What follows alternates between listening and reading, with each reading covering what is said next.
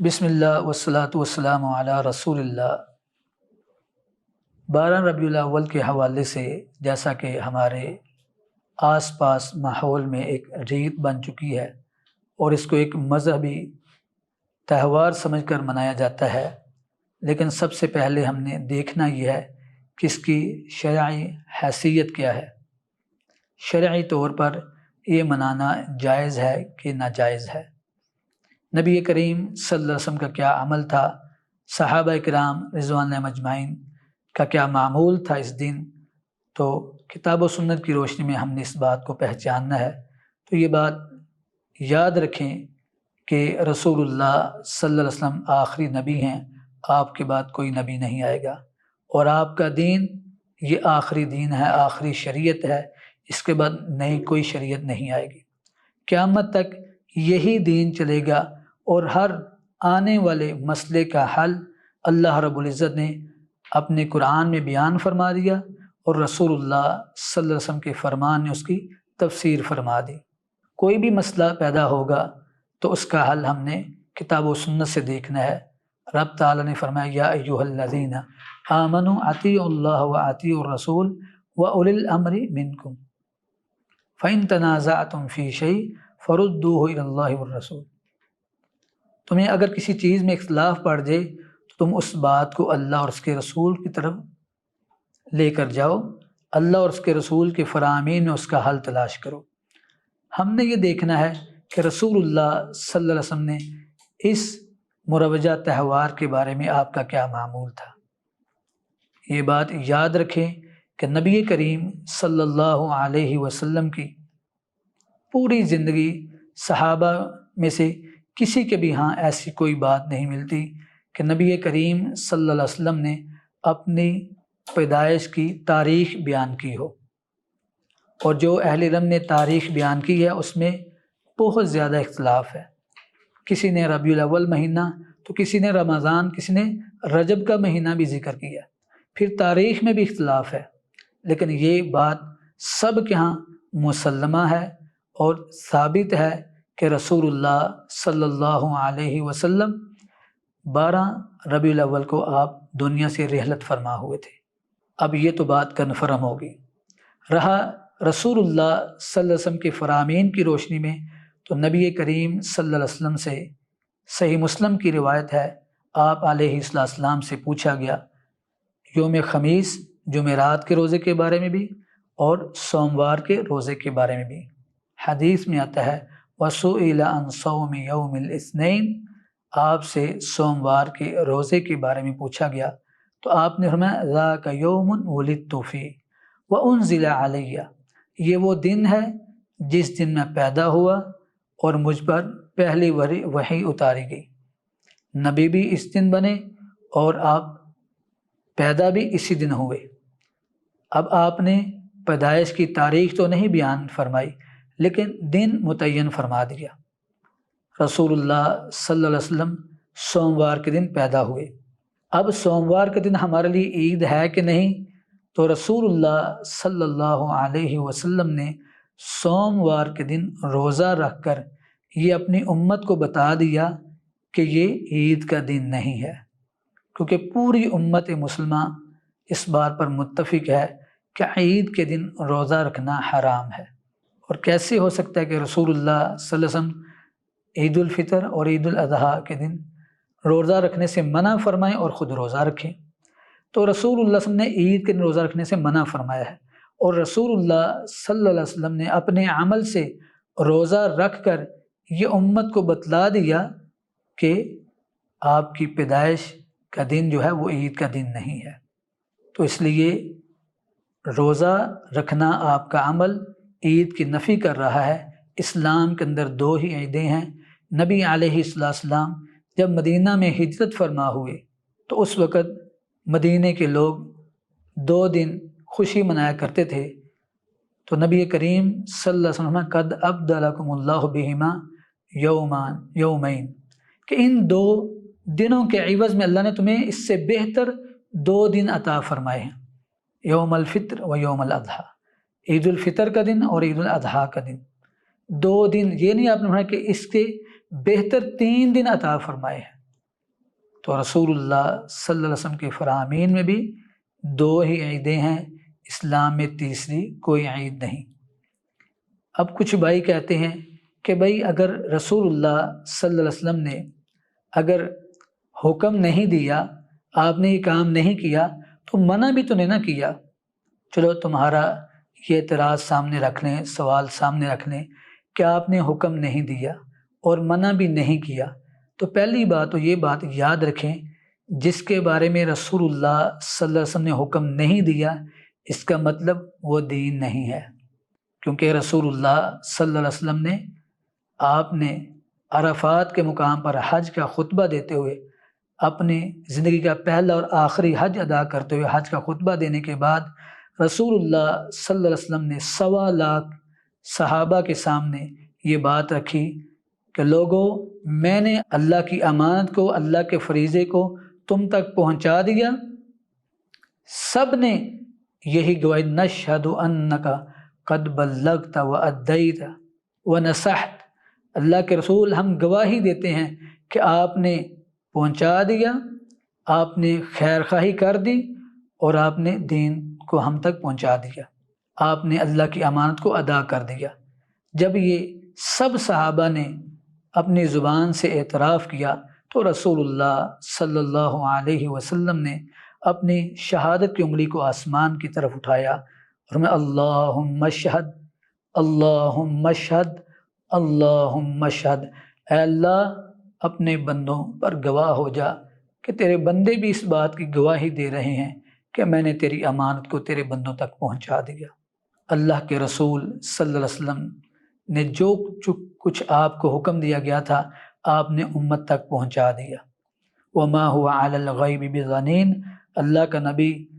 اس وحی پر بخل کرنے والا نہیں ہے۔ صحابہ نے گواہی دے دی، آپ نے دین کو مکمل کر دیا، آپ نے نصیحت کر دی، آپ نے پہنچا دیا، اور جو دین رسول اللہ صلی اللہ علیہ وسلم نے صحابہ کو پہنچایا تھا اس میں یہ عید نہیں تھی، اس میں آپ کی ولادت کی خوشی منانا یہ کہیں بھی ذکر نہیں تھا، اور رسول اللہ صلی اللہ علیہ وسلم کے صحابہ نے گواہی دے دی کہ آپ نے دین کو پہنچا دیا ہے۔ اور امام مالک رحمہ اللہ فرماتے ہیں کہ جس نے دین کے اندر بدعت کی اور بدعت کو فروغ دیا، فقد زعم ان محمد صلی اللہ علیہ وسلم قد خان الرسالہ، اس ظالم نے یہ دعویٰ کر دیا کہ نعوذ باللہ، اللہ کے رسول صلی اللہ علیہ وسلم نے امانت میں خیانت کی تھی، دین کو نہیں پہنچایا تھا، اس باقی دین کو میں بیان کر رہا ہوں، میں تمہارے سامنے پیش کر رہا ہوں۔ تو جب یہ بات تم مانتے ہو کہ رسول اللہ صلی اللہ علیہ وسلم نے اس کا حکم نہیں دیا، آپ نے زندگی میں 1 بار نہیں 2 بار نہیں 20 بار یہ دن آیا، آپ نے وہ تاریخ پہ خوشی نہیں منائی، خلفاء راشدین نے یہ کام نہیں کیا، ائمہ دین نے یہ نہیں کیا، اولیاء کرام نے یہ کام نہیں کیا، تو جب اس امت کے بہترین زمانوں میں یہ کام نہیں ہوا تو اس امت کی فلاح اور کامیابی اور خیر اسی میں ہے جس میں اس امت کے پہلے حصے کی خیر و بھلائی تھی۔ ما لم یکن یومئذ دینا فلم یکن الیوم دینا، جو اس وقت دین نہیں تھا وہ آج بھی دین نہیں بن سکتا۔ اور دوسری بات جو تم کہتے ہو منع بھی نہیں ہے، تو کسی چیز کا حکم نہ ہونا یہ واضح ہے کہ وہ شریعت میں نہیں ہے، اور جب منع بھی نہ ہو تو یہ اس بات کی دلیل ہے کہ وہ ہوتا تو منع ہوتا، آپ کے زمانے میں تھا ہی نہیں اس لیے تو منع نہیں کیا گیا۔ آپ کے زمانے میں حکم کا نہ ہونا یہ ثابت کرتا ہے کہ وہ شریعت نہیں ہے، اور آپ کے زمانے میں منع کا نہ ہونا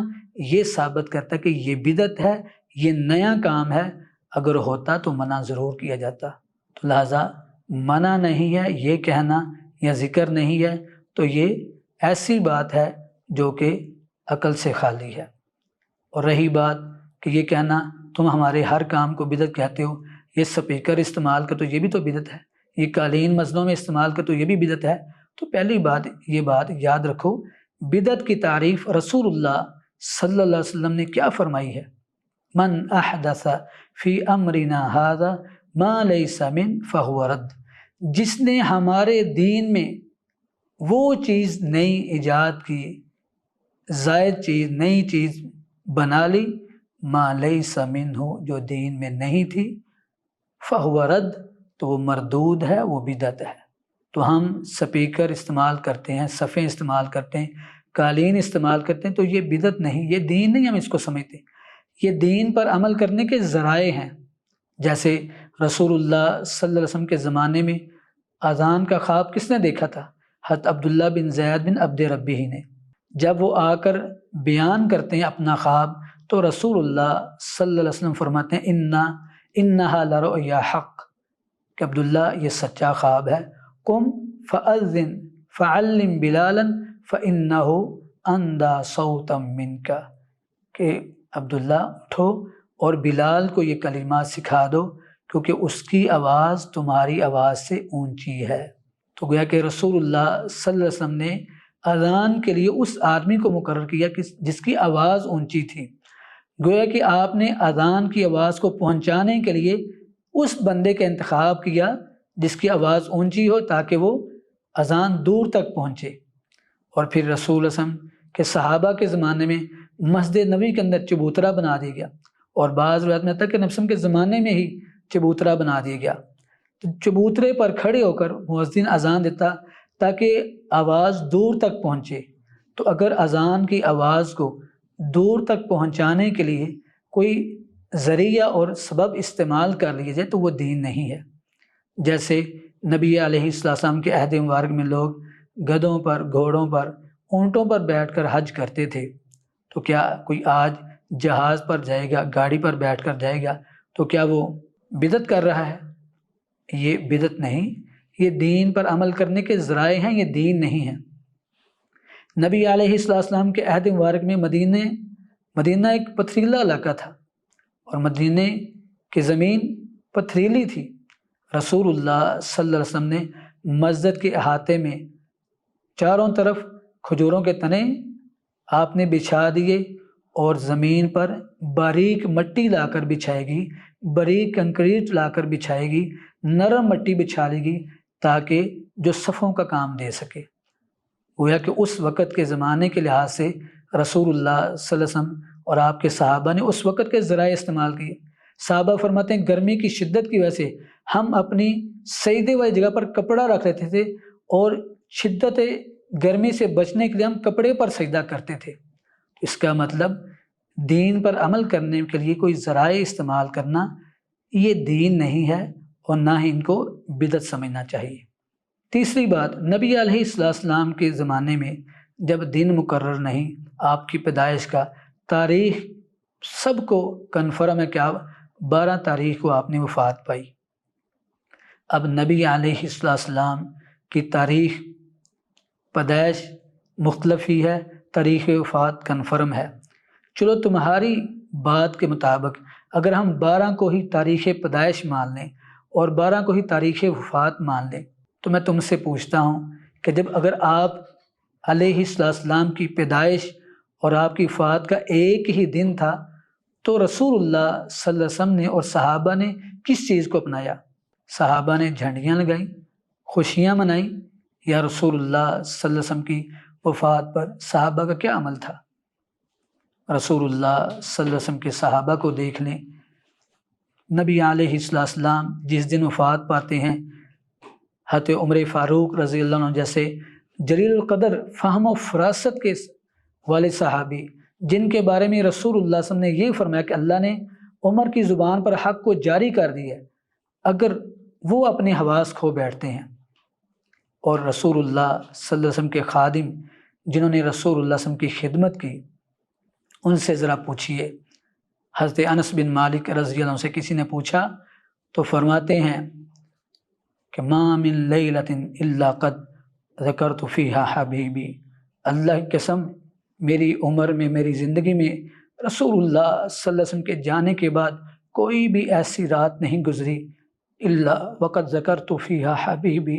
میں اپنے محبوب کو یاد کرتا ہوں، وبکیت اور روتا ہوں۔ جن صحابہ کا یہ عمل تھا، جن پر یہ آفت گزری، رسول اللہ صلی اللہ علیہ وسلم نے فرمایا اگر کسی کو کسی کی موت کا غم ستائے تو وہ میری موت کو یاد کر دینا۔ کہ اس جہان میں اگر سب سے بڑی موت کا کوئی صدمہ آیا ہے تو وہ محمد الرسول اللہ صلی اللہ علیہ وسلم کی موت کا صدمہ ہے۔ جب صحابہ پر یہ آفت گزری، سیدنا بلال رضی اللہ عنہ جیسے صحابی جو رسول کی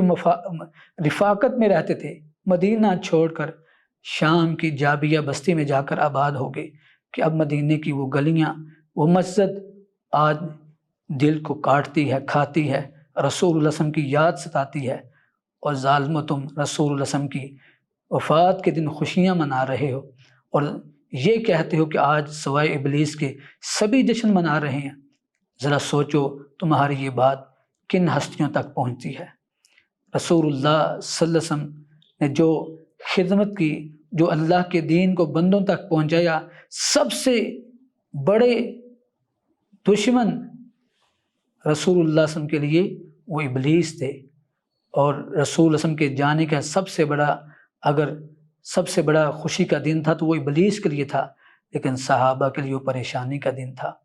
حضرت انس فرماتے ہیں ہمارے لیے مدینہ تاریک ہو چکا تھا، اور آج ہم رسول اللہ صلی اللہ علیہ وسلم کی پیدائش پر ایسی خوشیاں منائیں کہ آپ کی اس نعمت کبریٰ کو بھول جائیں، آپ کے منہج کو، آپ کی سیرت کو بھول جائیں، اور رسول اللہ علیہ وسلم کی سنت کے خلاف عمل کریں، فضول خرچی کریں،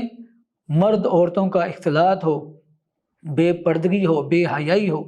جس دین کو رسول اللہ صلی اللہ علیہ وسلم لے کر آئے اس دین کا حلیہ بگاڑ دیا جائے اور رسول اللہ صلی اللہ علیہ وسلم کی محبت کا دعویٰ کیا جائے،